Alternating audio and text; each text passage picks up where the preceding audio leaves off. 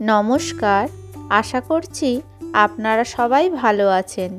রিম্পাস simple লাইফস্টাইলে আপনাদের স্বাগত জানাই। চলে এলাম নতুন আর একটা ভিডিও নিয়ে। আন্টির বাড়ি থেকে পুষ্পাঞ্জলি দিয়ে একটু খেয়ে বাবার সঙ্গে বেরিয়ে পড়লো ঠাকুর দেখতে। বাবা আর মেয়ে গিয়েছিল, আমি যাইনি, কারণ রান্নাবান্না ছিল তো। এই সকালবেলা কোথাও বেরোনো সম্ভব নয় রান্নাবান্না থাকলে। এটা হলো মেয়ের স্কুল। মেয়ের স্কুল শুধু বললে ভুল হবে, এটা আমারও স্কুল। মেয়ের স্কুলের ঠাকুর আর ওই যে আঁকাগুলো দেখলেন না সহজ পাঠের, ওগুলো ওরা সব স্কুলের মেয়েরা মিলেই করেছে। আর এই আলপনাগুলো ওরা, ওর বন্ধুরা, ওর আন্টিরা, মানে স্কুলের ম্যামরা সবাই মিলে দিয়েছে। আর উপরে ওই যে কাগজের কাজগুলো দেখলেন ঠাকুরের চারিদিকে, ওগুলো সব ওরা সবাই মিলেই করেছে।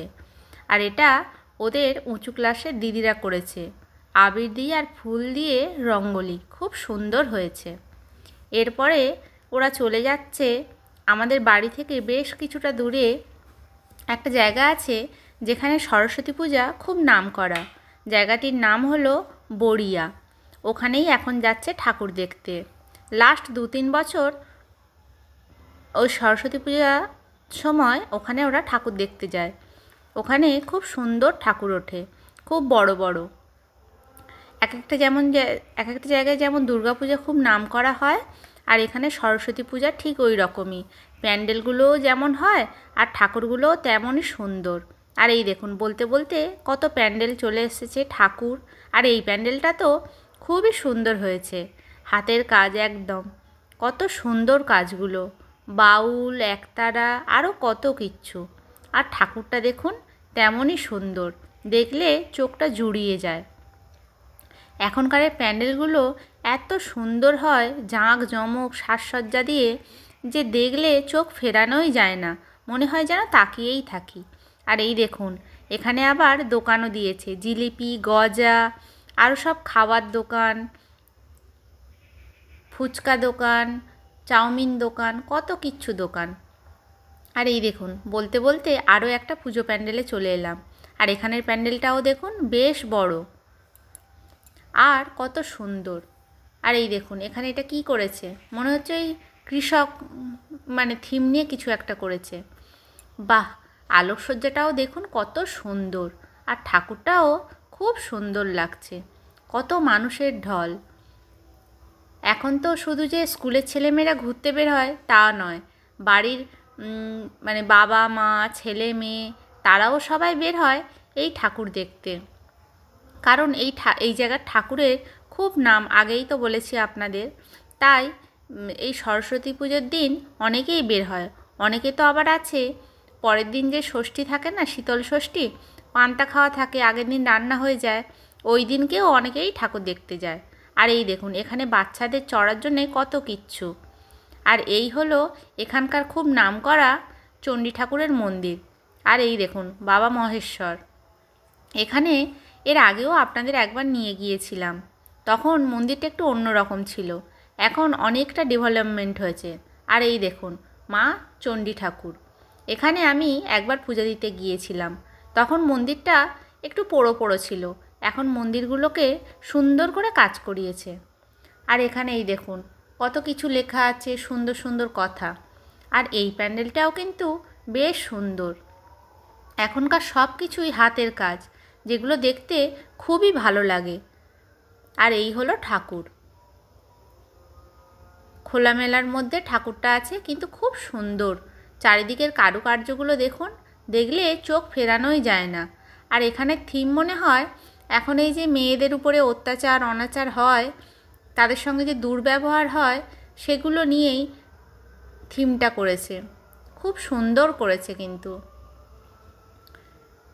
এসব করে কি আর সমাজকে বদলানো যাবে? যতদিন না মানুষ নিজে সচেতন হবে, নিজের জ্ঞান বিবেককে জাগ্রত করবে, ততদিন পর্যন্ত কিছুই হবে না। এগুলো যখনই দেখব তখনই মনে হবে এটা হলে ভালো হতো, ওটা হলে ভালো হতো। আর এই চলে এলাম আরও একটা ঠাকুরের কাছে। প্যান্ডেলটা দেখুন কত সুন্দর করেছে। আর এখানের প্যান্ডেলটা মেয়ে বলছিল যে এখানে মানে এই চত্বরটার মধ্যে যতগুলো ঠাকুর উঠেছে এবং যতগুলো ক্লাব আছে এবং সেই ক্লাবের সদস্যদের নাম বা প্যান্ডেলটা কে করেছে বা ঠাকুরটা কে করেছে, এখানে সমস্ত তাদের ছবি দিয়ে নাম পর্যন্ত দেওয়া আছে। মেয়ে বলছিল এই প্যান্ডেলের থিমটা সব থেকে সুন্দর হয়েছে। আর এই বড়িয়া জায়গাটার মধ্যে যত ঠাকুর উঠেছে সব প্যান্ডেলের ছবি আর ঠাকুরের ছবি সেগুলো পর্যন্ত এখানে দিয়েছে, আর জায়গার নামও দিয়েছে, ক্লাবের নাম, কোন জায়গায় ঠাকুর উঠেছে। মেয়ে যখন বলছিল তখনই আমার শুনতে এত ভালো লাগছিল যে কি বলবো। আর এই দেখুন বলতে বলতে সব সেইগুলোই রয়েছে, মনসা ক্লাব, উদয় সংঘ, 24 পল্লী, অগ্রণী সংঘ, কত ক্লাব। যিনি এই ভাবনা চিন্তাটা মাথা থেকে বের করেছেন না, সত্যি তেনার মাথার মানে তার বুদ্ধি বা চিন্তাভাবনা তারিফ করতেই হয়। আর এই দেখুন এই হলো মা, কত সুন্দর দেখতে, এত ভালো লাগছে যে কি বলবো। আর এখানে অনেক কিছু সুন্দর সুন্দর কথা লেখা আছে। আর এই দেখুন এখানে এই যে প্যান্ডেলটায় আলোকসজ্জায় কে আছে, ঠাকুর কে করেছেন, বা আরও যেসব জিনিসগুলো না হলে একটা পূজা কমপ্লিট হয় না, সমস্ত কিছুর নাম দেওয়া আছে আর সেই সব ব্যক্তিদের ছবিও দেওয়া আছে। এই দেখুন, আর এখানে প্রত্যেক বছর তো ঠাকুর ওঠে, আর কে কি স্থান অধিকার করলো এবং তার দরুন কি উপহার মানে অ্যাওয়ার্ডগুলো পেলো সেগুলো এখানে দেওয়া আছে। আর এই দেখুন এখানে মেয়েরা সব ছবি তুলছে, ঠাকুর দেখছে। এই আরও একটা পুজো প্যান্ডেলে চলে এলাম। সরস্বতী পূজা মানেই সব স্কুলের ছেলে মেয়েদের, কলেজের ছেলে মেয়েদের ঘোরাফেরার দিন, আনন্দ করার দিন। যদিও বা আমরা আমাদের ছোটোবেলায় কিন্তু এত দূরে দূরে ঘুরতে বেরোতে সাহস পেতাম না, বাড়ি থেকে ছাড়তো না, সেটা তো আলাদা কথা। আর এই দেখুন এই ঝাড়বাতিটা কত সুন্দর দেখতে। যাই হোক, দিনকাল পাল্টেছে, চিরকাল এক থাকে না। আর এখানেও দেখুন কত মানুষজন বসে। আর এই প্যান্ডেলটাও কিন্তু খুব সুন্দর হয়েছে। আপনাদের কেমন লাগছে ঠাকুর বলুন, প্যান্ডেল বলুন, আপনারা কিন্তু কমেন্টস করে জানাবেন। আর এই দেখুন আরও একটা পুজো প্যান্ডেলে চলে এলাম, এটাও কিন্তু বেশ সুন্দর হয়েছে। আর এই হলো মা সরস্বতী। আমার তো এরকম সরস্বতী ঠাকুরগুলোই বেশি ভালো লাগে, যদিও বা এখন সব থিম হয়েছে, সেই অনুকরণে ঠাকুরগুলোও যেমন অন্যরকম করে দেয়, কিন্তু বিশ্বাস করুন এরকম সাদামাটা ঠাকুর দেখতেই বেশি ভালো লাগে। প্যান্ডেলটা জাঁকজমক হোক, কিন্তু ঠাকুর নিয়ে এখন সব যা করে সেটা ভালো লাগে না। আর এই আরও একটা পুজো প্যান্ডেলে চলে এলাম, এটাও বেশ সুন্দর কিন্তু। বাহ, এই সরস্বতী ঠাকুরটাও একদম সিম্পলের উপর, আর প্যান্ডেলটাও ওই রকমই। এই দেখুন আরও একটা, কত সুন্দর লাগছে। বাহ, এটাও খুব সুন্দর, এই থিমটাও কিন্তু বেশ ভালো হয়েছে। আমার এই একটা সুবিধা, এখন তা না ভিডিও করি, কিন্তু এর আগে যখন মেয়ে এরকম দুর্গা পূজা বা সরস্বতী পূজা ঠাকুর দেখতে যেত, এরকম ছবি তুলে আনতো, ভিডিও করে আনতো, আর আমি বাড়ি বসে বসেই সব দেখে নিতাম।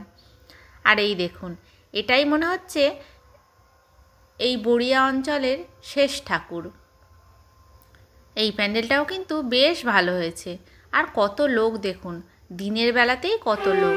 আর এখানেও কত টফি। সত্যি এই পূজাগুলো অনেক দিনের যে পুরানো, এই টফিগুলো দেখলেই বোঝা যায়। আর এই দেখুন টবে টবে কত গাঁদা ফুল। বাহ, দুদিক দিয়ে কত সুন্দর একটা সিঁড়িও করেছে প্যান্ডেলের মধ্যে ঢোকার জন্যে। আর এই দেখুন শুধু মানুষজন, ভর্তি মানুষজন। আর এই হলো মা। এই প্যান্ডেলটাও কিন্তু খুব সুন্দর হয়েছে, সোলার দিয়ে কাজ করা হয়েছে। আরও একটা পুজো প্যান্ডেলে চলে এলাম, এটা হলো ডাকের সাজে সরস্বতী ঠাকুর। এটা দেখতেও কিন্তু বেশ ভালো লাগে। আর তারপরে সবুজের সমারোহ। গ্রামের পরিবেশ মানেই গাছপালা, পুকুর, মাঠ ঘাট, সেই মাঠে নানান রকমের চাষ আবাদ, তারপরে মাঠে গরু ছাগল চড়বে, এটাই তো সুন্দর দেখতে লাগে বলুন। এইগুলো দেখলে চোখটা যেন জুড়িয়ে যায় আর মনটাও খুব ভালো হয়ে যায়। আর দূরে একটা বাড়িও আছে। আর এদিকটাও দেখুন কত চাষবাস হয়েছে, আরও হবে। আর এইসব মাঠে তো এখন তো কড়াই শাক হয়, মানে খেসারি কড়াই, আর ওই কড়াইগুলো খেতে কিন্তু বেশ ভালো লাগে। আর আমাদের এদিকেও কিন্তু এখন বেশ সূর্যমুখী ফুলের চাষ হচ্ছে, সর্ষে ফুলের চাষ হচ্ছে। আজ আসি, আবার আসবো নতুন একটা ভিডিও নিয়ে। সবাই ভালো থাকবেন, সুস্থ থাকবেন। দেখা হবে নতুন আর একটা ভিডিওর সঙ্গে। আর আমার ভিডিওটা যদি আপনাদের ভালো লেগে থাকে, লাইক করে পাশে থাকবেন। ধন্যবাদ।